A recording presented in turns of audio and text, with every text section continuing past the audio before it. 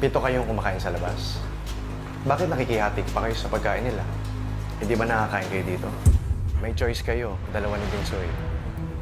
Bakit nga ba kami nakikihati pa sa kanila? Actually, hindi yun yung tanong eh. Honestly, hindi naman lahat ng house challengers pinapahalagan namin eh. Kaya namin aminin yun.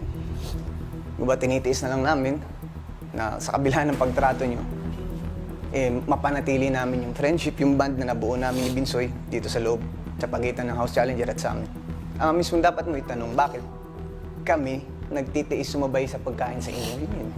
Pinupunto mo na wala kaming alam sa mga napagdaanan nyo, sa paghihirap nyo, bakit nandyan kayo sa sitwasyon na yan, bakit nandyan kayo sa pwesto na yan. Yun na yun. I mean, that's it. That's the point. Naging housemate na kayo, alam nyo yung paghihirap sa lahat. Alam nyo yung paghihirap bilang housemate sa ultimong manok. Alam mo yung gano'ng kahirap makuha yung bilang housemates.